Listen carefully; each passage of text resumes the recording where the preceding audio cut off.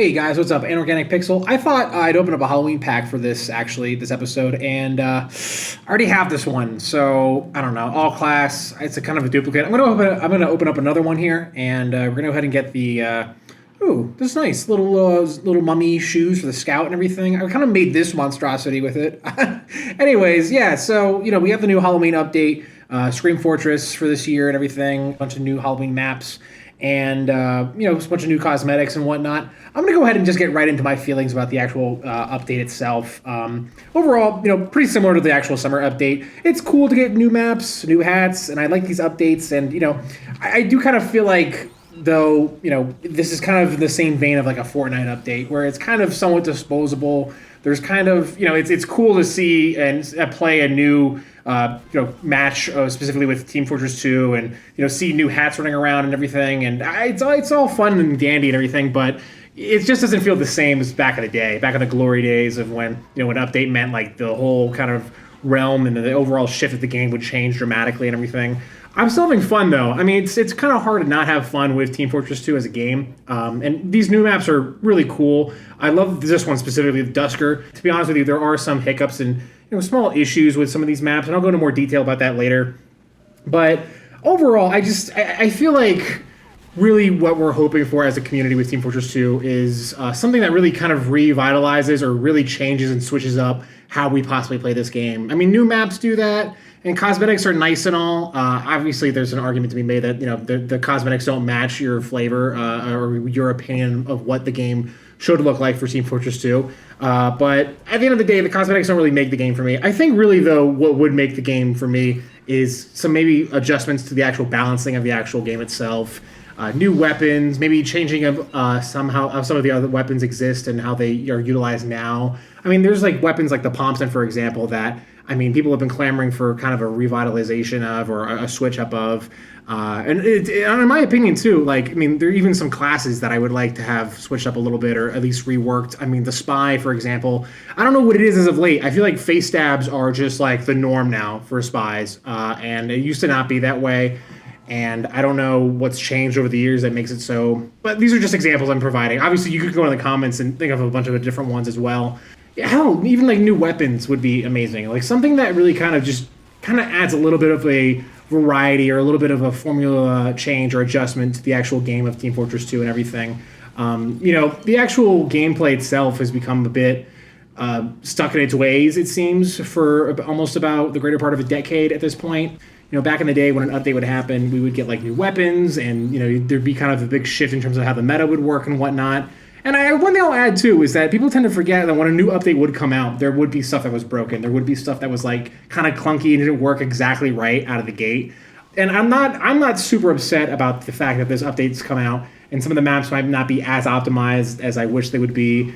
I'm not too upset that some of the cosmetics are not exactly, as fully fleshed out day one and everything. That doesn't really upset me. I think what does upset me, though, with this is just that, again, it just comes back to the fact that we're still playing Team Fortress 2. We're still playing the same game. Over time, that's probably going to change as well, especially with, Team Fortress Classics coming out, or, Team Fortress Classified, whatever the hell they're going to name that in the future, and a bunch of other, different ways of playing this game. But, I mean, the overall base game is really where a lot of people have a lot of their time and even money invested into, and it'd be kind of nice to see some revitalization of that in some way or some form or manner or some fashion. I understand that could be a tall order, I guess, with Team Fortress 2. Making a new map or making adjustments to the actual gameplay itself would require a lot of hands-on work, a lot of additional testing, and a lot of additional understanding and knowledge of the actual base game itself. I do feel like there are people out there that are very comfortable with that, but I'm not one of them. So I'm kind of talking about my ass, essentially, in terms of how game design works, especially for a game like Team Fortress 2. And overall, I'm having fun with the Halloween update. It's kind of hard to not have fun with Halloween and Team Fortress 2, Scream Fortress, everything. These new maps are super cool. I'm gonna play it out through this whole year and everything, and get as many of the hats and pumpkins as I can, and just be on my way with it. I guess we'll see what happens with this MVM update. We're all kind of waiting in bated breath to see what comes of the new maps and the new kind of additional features and cosmetics that may or may not come with the MVM update. We're still kind of in the dark on that. And I think part of the bigger issue, or I think part of the reason why I guess some people have an issue with Team Fortress 2 in the current state it's at now is because it feels as if we're like so in the dark in terms of what's going on with the actual game itself, and what's going on with the future of the actual core base game. And that's always just been the case with Valve, but especially now with Team Fortress 2 being kind of not necessarily a main priority for the team at Valve. Essentially, Team Fortress 2 seems to be in a state where it's been given to the community, and my guess is that we're kind of seeing a slow ramp up of what that'll ultimately mean for the community and what that'll ultimately mean for the game itself. At least that's what I'm hoping.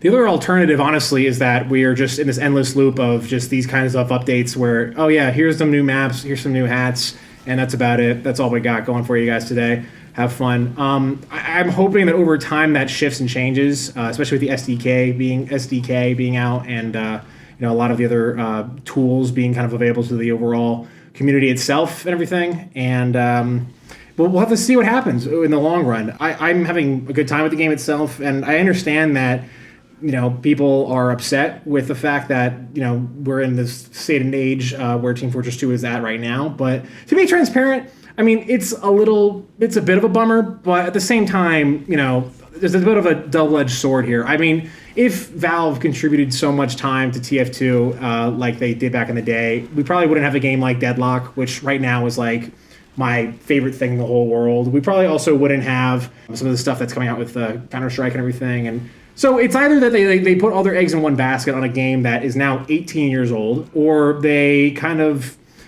spread things out a little bit and try something new and test things out. I think ultimately what people don't really tend to realize, or what I think Team Fortress 2 has become as a game, is a big testing ground for how Valve wants to approach their model in terms of how they want to control and optimize and build the game for longer term lifespan support. Whether or not you like that or not, whether or not you enjoy that kind of a standard that it's setting for like a multiplayer game in the space in the industry nowadays.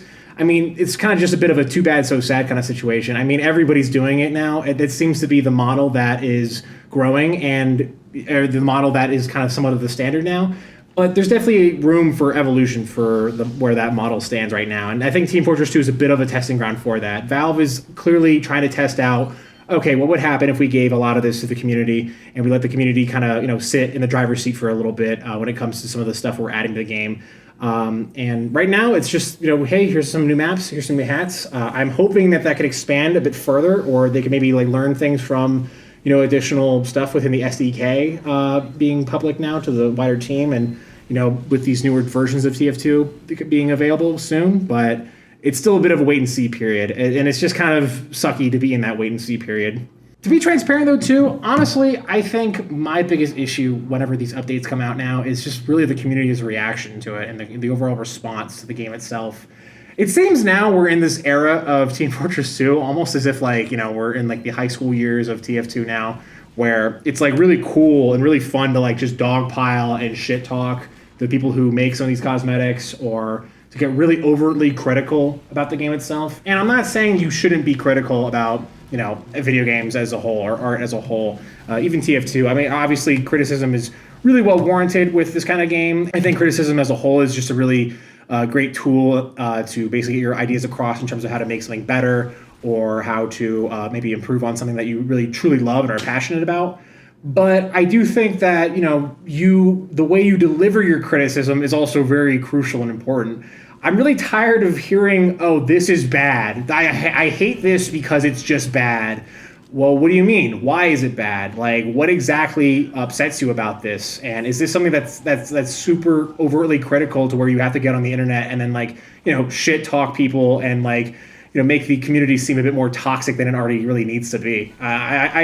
I'm totally cool with criticism, but I'm not really cool when that criticism can be a bit vitriolic, or a bit mean-spirited just for the sake of it, just for internet likes and Reddit upvotes or God knows what else. But to each his own. It's just been the case forever with everything. I mean, every piece of artwork kind of goes through that kind of aspect, or that kind of crux where it's kind of a harder pill to swallow and whatnot. But I just don't think that that really accomplishes a whole lot. Being overtly negatively critical to the point where you come off like an asshole doesn't necessarily mean that you're going to get things the way you want all the time. And on top of that, it just makes the community overall feel a little bit darker to be around and whatnot. And I don't think that's fair. I think we really there should be at least a give and take and a compliment sandwich being created here and there when it comes to stuff being added to the game itself. And yeah, I guess this is, my video is kind of an attempt at that. To be transparent, the last time I did a video like this was for the summer update, and I'm not going to lie to you. Doing criticism as a whole, or kind of giving a review of my thoughts on stuff is, it's actually a lot harder than I actually anticipated, especially when I'm trying to format it into an entertaining video and everything. My last summer update video, to be honest with you, looking back on it now, it just was not really to the point. It wasn't very direct. It wasn't very clear in terms of what my messaging was. So I'm hoping that this video is kind of a bit of a second chance at it, or my second swing at the bat. So overall, I enjoyed this update. I enjoyed these maps. I enjoyed the overall vibe of Scream Fortress and everything. I'm hoping that in the future, though, we could see a lot more. I'm hoping in the future that when these updates come out, it's a big, big deal. And as of right now, it just doesn't feel like a big deal. It just feels like a big, oh yeah, that's nice to have. It feels like we're getting a bunch of appetizers instead of getting the main course. And I don't know if we ever will get a main course. We'll have to see. And I'm hopeful, though. I think that clearly we have a lot of talented people behind the game itself. And I also think we all have a very passionate group of people that are, behind this game as a whole. One that I'm, always happy to jump into the comments with and, discuss, talk about, frag out with and everything. But other than that, what else can we talk about? Yeah, let's honestly, let's kind of talk about some of these cosmetics and everything. Some criticism I saw about some of these cosmetics was that it wasn't necessarily on brand for Team Fortress 2. And I have to kind of agree with some of that in some cases, especially with the one for the demo man. That one was kind of interesting how he has two eyes. But on the other hand, I'm also kind of thinking there's not necessarily like a playbook that we have to follow. And I feel like overall, the more constriction you add to these kinds of cosmetics in the future will just make it so that kind of harder to make new or interesting ones. I guess in a weird way, like the Demo Man one as an example, again, is you could argue that one makes it kind of like where Demo Man, I guess, made a bizarre deal with the devil, and now he's got two eyes, but he's a big bomb now. I don't know. The other one also was this Pauly D from the Jersey Shore haircut. People love to just jump on the fact that the model wasn't exactly 100% finished, and my theory to that, honestly, is just that, and we're going to see a little bit here with Cower House, excuse me. My theory with that, though, is that some of this stuff is built for the workshop as a big proof of concept, and then ultimately gets refined as the game is played further, as people are testing it further and more. My theory with these updates with Team Fortress 2 and with Deadlock is that Valve is approaching testing for video games like this in a bit of a different direction, where they basically have more information and data on the hardware and specs that make the actual experience for the game you're playing a bit more streamlined a bit. And I don't really know if that made any sense. My theory is that Valve has this technology now that basically allows them to test while you're playing the game. So I think they're moving more towards a system where the testing is happening while the update comes out. And that's kind of an interesting, I guess, method to do it. I think it's working with Deadlock, and I do think it is working and can work with a game like Team Fortress 2. I mean, Cower House here, for example, I think looks amazing. And I know a big challenge with this map specifically was optimization. And I imagine that, building out the map itself and, testing with just some community fan guy creating this map alone, testing is not super, number one, cheap to get across, and number two, accessible to people, especially when they're not, on the same level and scale as Valve is. And I imagine that what's happening now with these kinds of updates and with potentially the future of how other games might approach optimization and testing and whatnot is basically releasing some of these updates and kind of making the release of these updates, especially with the community, a testing ground to optimize further. And you can see here this actually happened after the update where I guess this cow texture kind of became a bit of a mistake that happened within the actual map itself. I imagine, though, that happened because, this map maker, the people who made this map, are further optimizing it a bit further. And frankly, because of the way this map looks, because of all the things that are going on with this map, especially when you cap like the last point and like the heavy robot comes out and everything, the scale and the level of detail within this map specifically also, it's just really impressive to see. I'm excited to see stuff like this grow and expand as time goes on. And we have to understand that these people who make these things, this is not necessarily their full-time job. This is not necessarily like the one thing that they're focused on all the time. And we have to kind of just trust the process a bit. Look, man, this game's 18 years old. You could have Valve just put it on the shelf and have it gather dust forever, never releasing the SDK, never really doing these community updates anymore, just ceasing all operation entirely. And other game companies do that. Other pieces of software that exist right now are doing that right now, even as we speak. Even stuff that came out last year is just gone. And ultimately, I think what Valve's trying to do here is they're just taking a gamble in terms of how we can keep the support for this game going. How can we, as a organization, kind of get the player and also the community to do what we want without forcing them to do what we want. And I think what Valve wants is for them to hop off of a software that probably most of the team there never even really worked on to begin with, and make it so that they can allocate their time and resources to projects that they might be passionate about, like a Deadlock, like potentially a new Half-Life, like even Half-Life Alyx. There's going to be some limitations that come with that. There's going to be some hiccups that happen along the way. But it's either that or it sits on the shelf and rots forever. And, we just play the version of Team Fortress 2 that, just never moved past where it's at right now. So I'm hoping that this evolves over time. I'm hoping that what we see happen like way back in the day when Team Fortress 2 first came out and how they ultimately grew it to what it is now. I'm hoping that we're just kind of seeing a new evolution of that. And sometimes when stuff like this changes, sometimes when a game like this evolves, it makes mistakes. There's stuff that sucks about it. There's stuff that's really great about it. And other times, it's a grand slam. They hit it out of the park. They do a great job. And, all we have to do is thank each other and, blah, blah, blah, blah, blah.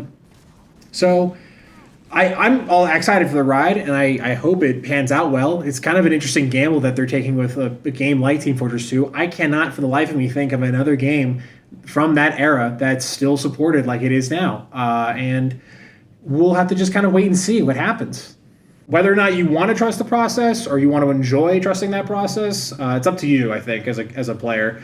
This game's 18 years old now. If you're not happy with it, there's plenty of other games on the market. And especially if you're not happy with it, I fully commend you and respect the fact that you want to go ahead and complain about it. I honestly, it's crucial that we have people like Zesty Jesus or other like Team Fortress 2 YouTubers that make very poignant videos and very poignant arguments in regards to issues with the actual state of the game itself and everything. I just think that ultimately, though, you have to understand as someone who is making some form of criticism or some kind of a content creator that focuses on that kind of aspect. I think it should be important that you at least approach the topic with a bit of grace. That's just my opinion, but frankly, you don't have to follow that advice at all. At the same time, having your own style, your own cadence is also crucial to the actual art of criticism as a whole. I just think that we're in this interesting state right now with Team Fortress 2 as a whole, where there's two different camps that are being developed as the game's evolving over time. Whether or not the evolution of that game is going to be successful in the long term will remain to be seen. Frankly, I think that Team Fortress 2 is a huge success story. I think the game's only getting better as time goes on. I know the argument can be made about quick play and casual. To be honest with you, though, I don't have 4 hours of my time to spend and understand the overall synopsis of what the main difference is. I've been playing this game for 10 plus years, 15 plus years actually. I started in 2010, and I'm still having a good time with it. So you know, whether or not you are, I hope you are. And if you're not, I want to hear about it. And I want to kind of like learn more and maybe, you know, change my opinion, change my overall, you know, sense and feeling of this game as a whole. But to be honest with you, I'm still enjoying it. I'm still having a good time. That's really all I have to say, I guess, with this update as a whole. Yeah, I guess moral of the story here is that it's great that we have a still active community, a group of people that are still very passionate about the game. I'm still excited to hop in here and, you know, grind away some more pumpkins and, you know, play some more Team Fortress 2 as time goes on. And I'm looking forward to the future of this game, and I'm hoping that it's a bright, you know, positive future. And if it's not, then yeah, let's hash it out. That's really all I have to say, everyone. Thanks so much for watching. If you enjoyed this video, please like and subscribe, and let me know your thoughts. Have a great rest of your day. Bye.